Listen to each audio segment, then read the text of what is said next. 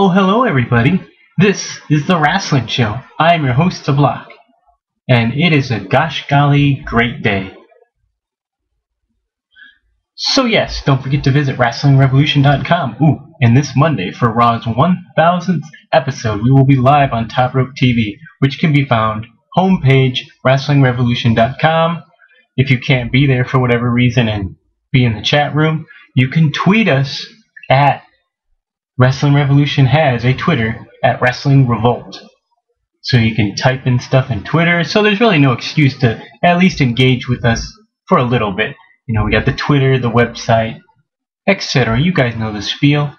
Join, be part of a community with no drama, and that's actually fun. So I guess I'm not talking about YouTube. Okay, Chavo Guerrero has joined with TNA. Ooh, but his stock has fallen. Last time we saw him, he was losing to Hornswoggle constantly. But in interviews, he said, you just gotta, you're with the company, you just gotta do what they tell you and such. But then you also gotta take pride in your work, because think of all the people that trained you and put effort. And just think, Chavo, all those sacrifices you took and put into establishing your wrestling career. And then you just let this 30-year-old midget just walk all over you for the Guerrero name, for everything. It's just that went too far. You needed to speak up.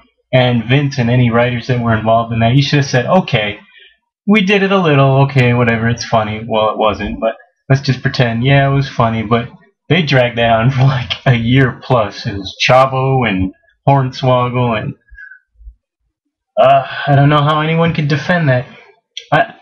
I have a nephew that's about, he's about 10 now, but obviously he was younger back then. And even he was like, it's kind of dumb. And he's not one of those critical young kids that's like already cussing and everything sucks. And, those edgy, youthful kids. He was more of a down-to-earth youth. And he was like, yeah, this is kind of stupid.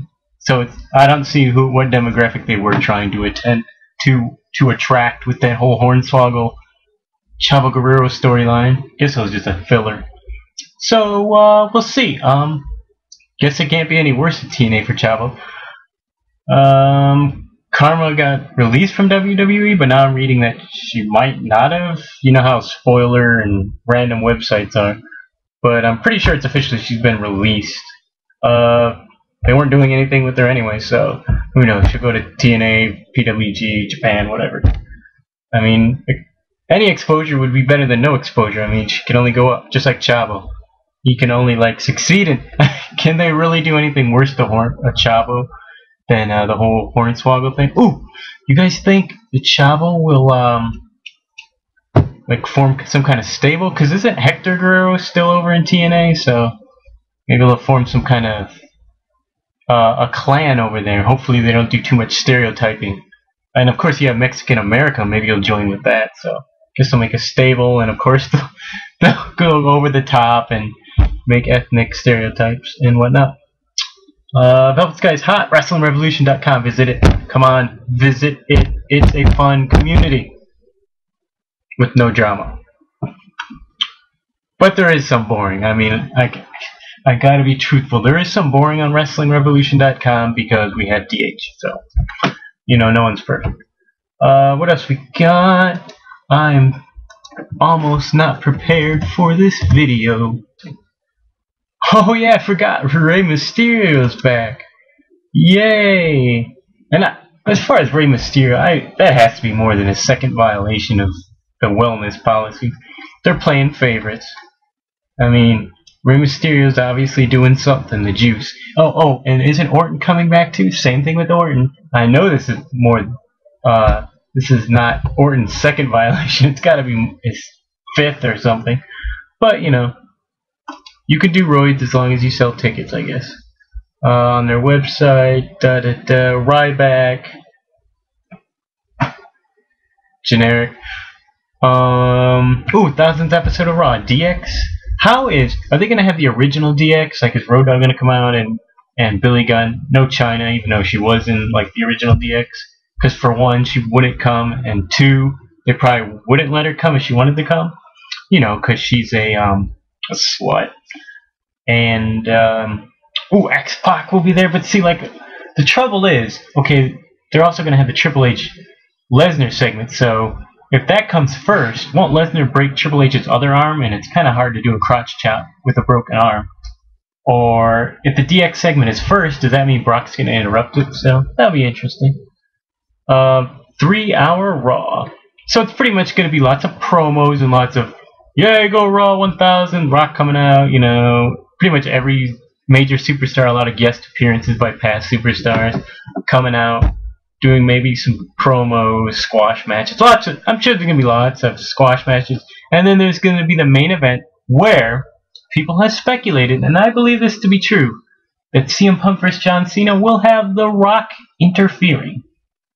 Oh, I forgot to mention that this hasn't been plugged in, so let's hope this video turns out well. So, do you guys think that The Rock's going to interfere with CM Punk Cena? I mean, come on. And why did Cena need to win the Money in the Bank? I don't really care, but it's like, you're John Cena. What do you need to win a briefcase for? All you have to do is just show up in the ring and be like, I want a WWE title match. So, that's my only thing. I mean, right, guys and gals? Couldn't just Cena just show up and be like, I want a title match? I mean, why does he need to win the case? It was kind of a wasted opportunity. I think just so it could be on his resume that, I won the Rumble. I do roids. You know, I've won every accolade except King of the Ring, but of course if they brought that back, it'd just be some shoddy, oh, it's a 4-man tournament on Raw. Man, they need to bring back a real King of the Ring where it used to be like 18 guys and it would evolve over the weeks, and then at the pay-per-view, King of the Ring would have the semifinals and whatnot. But yeah, they destroyed that concept too, so go WWE. I don't know what's going on in Ring of Honor. Let's check it out. Hope you all are having a great day. I would have wrote down notes somewhere, but you know. Ring of Honor. They're having a sweepstake. See, that's what I don't like about their site. It's just like really big blocks. Like, it'll be like blocks. And it's just like merchandise, ticket information. Come on. But I guess it's for the visually impaired or people that like big blocky text. I would like to mention that there's still, everyone in the YWC is still making those PG rating ruined wrestling kind of thing videos, and it's been going on for years. They keep making videos, someone responds to it and whatnot. It's kind of a dead horse, but I may beat it for a minute or so. Beating the horse, of course. I'm going to beat that for a minute or so. I'd like to throw in my 10 cents. You know, PG rating, I think Wrestling Jesus pointed it out, that the rating system didn't even exist before 97. Movies were just like kid appropriate or not kid appropriate. Like, there wasn't really a rating system. It was either like, okay, this is like a child movie and this is more adults. Like, there wasn't PG, G, Y, Y7, R, PG-13, you know, the different brackets. It was pretty much 2. Adults, children. And it wasn't even official, just kind of like non-official, just kind of like a societal given. So yes, that wasn't created till 97, I believe, at least in here in America. But anyway, blah blah blah, more talking. I would like to point out that Disney, Pixar, and a lot of other people do put out some good stuff under the PG moniker. You know, the banner. So PG is really not an excuse for good things or bad things. You know, it's just a rating. It's just like Toy Story 3 or any of the Toy Stories. The Incredibles, PG. And yet the writing, kids got it and adults could laugh through it. So like it was like common jokes, common themes. Like some of the themes were more adult oriented, but enough so that like children wouldn't get it. Unless I guess they went on the internet and researched. Like, you wouldn't get any of this stuff unless you actually like looked into it. No one ever seems to point out when they make their PG rap videos is that you can make good stuff with PG, and of course you can make bad stuff with PG. Like I said, Disney movies and such, a lot of good Disney movies, and they're PG, and adults like them, children like them. They're yeah, it's kind of, I guess, how you want to write something, whether it be lazy writers or the topic or whatever you pick. Like if you pick a bad topic and it's PG, and it's not going to be interesting, universally appealable, then obviously people will watch it. They'll like it. They'll be engaged. If you hit in themes that stretch across society, try not to see. Oh man, I already passed that minute. Well, basically, what I'm saying is movies like Toy Story and stuff, they're not like American centric. Like people around the world, the things, the topics, the emotions that are presented are universal. Everyone gets what Woody and Buzz were going through. So it's not really like centric in America or certain religions or politics. It's just universal. And I took a 1-minute explanation and stretched it far beyond, added some words, and stumbled through some of them. But that is alright, because this is off the cuff. So thank you all for watching The Wrestling Show with the host, me, The Block, and Headsetty. That is not plugged in.